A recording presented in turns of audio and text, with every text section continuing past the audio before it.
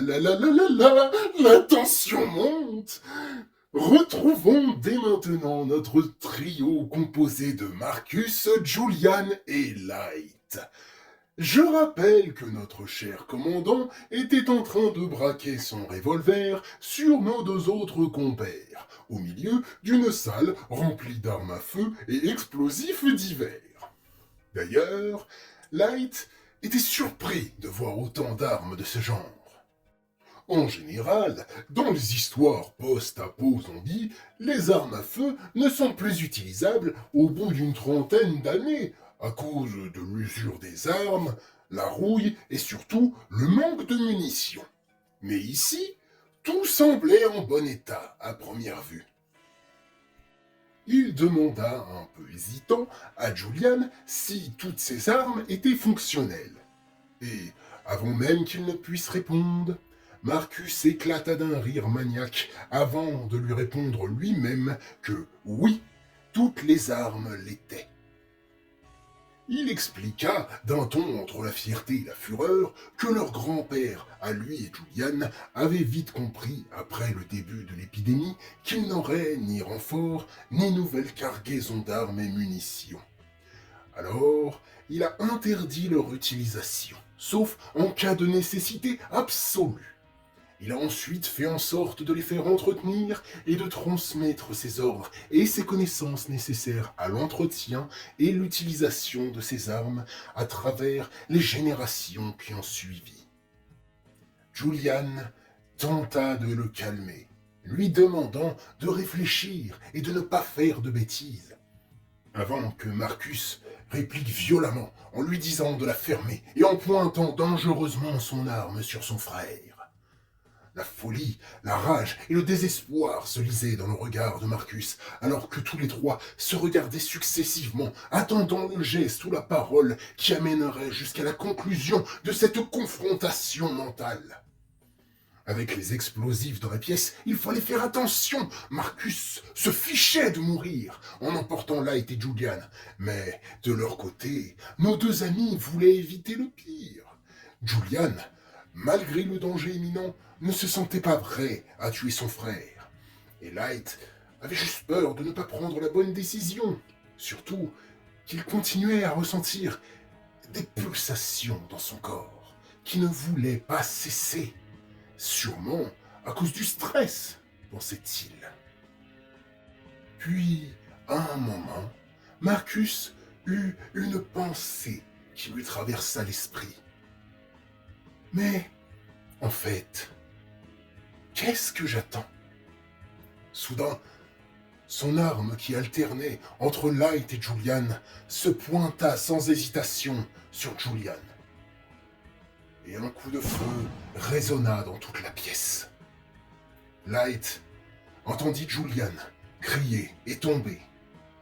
Et quand il regarda à terre, il vit du sang couler sous le corps de Julian, allongé sur le côté. Il regarda ensuite Marcus, qui était passé d'un regard fou, enragé et désespéré, à un regard froid, stoïque, presque comme s'il avait arrêté de réfléchir et avait agi instinctivement. Quand Light réalisa ce qui lui venait de se passer, il sentit comme un vide dans son esprit. Il n'arrivait plus à réfléchir, et quelque chose montait en lui à mesure que les pulsations dans tout son corps s'intensifiaient. D'un coup, la rage qu'il avait contenue en lui explosa. Tous les muscles de son corps pulsaient et étaient parcourus d'une chaleur et d'un courant électrique intense. Et comme un coup de tonnerre, il rugit. C'était un cri dominé par une rage bestiale. Marcus, surpris, pointa son arme sur Light. Ce dernier retirant sa capuche et son masque, qui tomba sur le sol froid. Des frissons de terreur commencèrent à parcourir le corps de Marcus. Face à lui se tenait non pas un homme, mais une bête, grognant de rage, le regard le plus meurtrier qu'il avait jamais vu. Il ne comprenait pas. Le jeune homme présent, il y a quelques secondes, semblait bien portant, et s'il avait été infecté, il se serait transformé bien plus tôt. De plus, ce n'était pas dans le style de son frère de sacrifier ses hommes. Light se mit en position, prêt à bondir sur sa proie. Et Marcus arrêta de réfléchir et tira sur le monstre qui lui faisait face. Néanmoins, alors que le bruit du coup de feu résonnait dans la pièce, Marcus se rendit compte que Light avait disparu. Et en une fraction de seconde, un frisson lui parcourut tout le corps. Il entendit un bruit d'objet qui tombe sur sa gauche, son instinct lui ordonnant de regarder sur le côté. Quand sa tête pivota, il vit la mâchoire de la chose se rapprocher dangereusement de son visage, se demandant quand et comment était-elle arrivée là. Avant de terminer l'action, je vous propose un petit replay. Juste avant que Marcus n'appuie sur la gâchette, Light a bondi sur le mur à sa droite et s'est propulsé sur Marcus quand la balle eut atteint le sol. Le bruit d'objets qui tombent, c'était les armes sur le mur qui sont tombées à cause de l'impulsion de la propulsion de Light. Voilà, maintenant, nous pouvons reprendre. À peine Marcus venait de tourner la tête que la mâchoire de Light se referma sur le nez de ce dernier. Puis le jeune homme lui arracha avec force l'appendice nasal. La douleur était telle que Marcus lâcha son arme et s'effondra en arrière, plaqué au sol par Light qui cracha le nez juste à côté du visage de sa victime, qui hurla de douleur, de terreur et de stupeur. Soudain, l'esprit de Marcus se brouilla. Une douleur à la fois intense et sourde résonnait contre son crâne. Puis ça recommença, encore, et encore, et encore, jusqu'à ce que son esprit s'efface et qu'il ne reste rien. Light avait commencé à frapper violemment son visage, grognant des « Je vais te tuer !» Et il continua à abattre ses poings jusqu'à ce que le crâne de Marcus soit réduit en purée sous des bruits de craquements et de splotch sinistres. Quand Light eut fini de se déchaîner, il reprit sa respiration et essaya de retrouver son calme. Les cris de douleur de Marcus l'avait partiellement ramené à lui, mais il sentait encore que la bestialité qui avait explosé en lui peinait à s'éteindre. Puis, il entendit une voix derrière lui. « Light ?» Il se retourna et vit Julian se tenant la poitrine. La balle avait atteint la zone entre son épaule et la poitrine. Il saignait, mais était encore bel et bien en vie. Néanmoins, Julian vit le cadavre de son frère, et surtout, il vit Light, les poings recouverts du sang et des bouts de cervelle de son frère, la bouche maculée, et son visage n'était pas recouvert de cicatrices. Il avait la peau plus pâle qu'un humain normal, les veines apparentes au niveau des yeux, et ses yeux étaient injectés de sang. Light se leva et se sentit soulagé, les pulsations de son corps s'évanouissant comme si elles n'avaient jamais été là. Il commença à se rapprocher de Julian en souriant innocemment et en lui demandant s'il allait bien, mais Julian eut un mouvement de recul, le regard à la fois incrédule et effrayé. En voyant ça, Light se rendit compte qu'effectivement, il ne portait plus son masque et qu'il avait massacré violemment son frère. Bien sûr qu'il ne comprendrait pas ce qui se passe et aurait peur. Puis, Julian s'évanouit à cause de la perte de sang et du trop-plein d'émotions et d'informations. Light regarda Julian et le cadavre de Marcus, puis il entendit un cri de douleur au loin. Bien sûr, le combat continuait pour la résistance et les soldats. Il fallait donc essayer de mettre fin au conflit et soigner Julian au plus vite. Il récupéra et remit son masque et ses capuches, attrapa un fusil d'assaut et prit donc les corps de Julian et Marcus et les mit sur ses épaules, puis les transporta jusqu'à l'extérieur. Là, des gens se battaient encore. Il ne fallait pas perdre de temps, alors il jeta sur le côté le cadavre de Marcus et posa délicatement Julian de l'autre côté. Puis il prit le fusil d'assaut, le pointa contre le mur derrière lui et vida la moitié du chargeur de ce dernier. Quand il se retourna, il vit que tout le monde le regardait, mi-intrigué, mi-apeuré. Light proclama alors avec force: Le commandant Marcus est mort!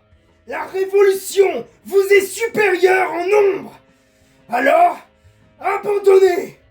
Sinon je descendrai tous les trous de cul qui voudront encore se battre! Juste après avoir fini sa phrase, il prit le cadavre de Marcus et le jeta avec force sur plusieurs mètres en direction des combattants. La vue de leur chef décapité, la menace de Light et la supériorité numérique flagrante des révolutionnaires força les soldats à déposer leurs armes et à stopper le combat. En voyant ça, Light appela à l'aide pour sauver Julian, les éclaireurs présents à ce moment se précipitant pour venir aider leur chef. Light expliqua brièvement ce qui s'était passé, et alors que les soldats se faisaient arrêter et emmener au cachot par une partie des révolutionnaires, une autre emmenait les blessés et Julian dans leur zone médicale pour les soigner. Les éclaireurs remercièrent Light, qui resta à l'extérieur, silencieux, les poings et les dents serrés. Il espérait que Julian survive, mais savait qu'il n'aurait plus sa place dans les tours. Il était qu'une menace, et Julian avait vu son visage. Il prit donc une nouvelle décision. Partir, retourner dans les rues, ou peut-être même quitter la ville. Bon, ça, il n'en était pas sûr. Mais au moins, il ne devait pas rester ici quand Julian se réveillerait, en espérant qu'il le fasse. Alors, pendant que les autres s'occupaient d'enfermer les soldats, d'aider les blessés ou transporter les morts vers une fosse, Light alla voir les éclaireurs et annonça son départ.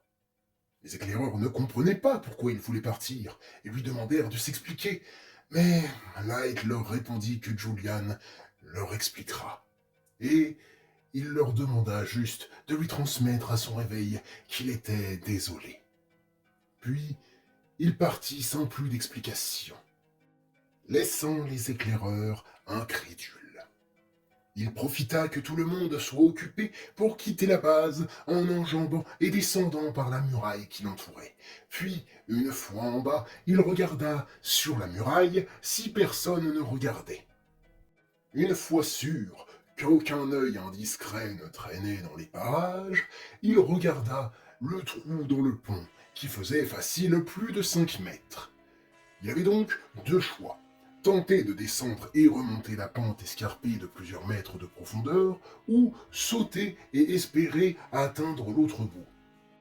Vu que de l'autre côté du pont, le seul accès sûr pour retourner en ville était un tunnel fermé pour ne laisser que les habitants de la base passer, il décida donc de descendre en prenant son temps et de faire le tour de la muraille qui entourait la ville pour y retourner. Sans savoir vraiment pourquoi, il ne se sentait pas encore prêt à tout quitter. Mais il devait se dépêcher de partir, avant que tout le monde ne soit au courant qu'il est infecté.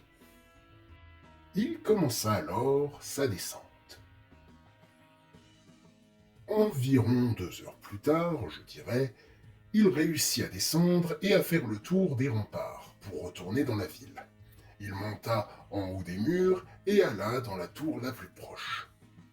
Et après s'être assuré qu'aucun infecté ne squattait, Il se mit dans un coin et se recroquevilla, en essayant de se retenir de pleurer, à cause de la tristesse, la frustration et la peur de perdre toutes les nouvelles personnes qu'il avait rencontrées et avec qui il avait tissé un lien.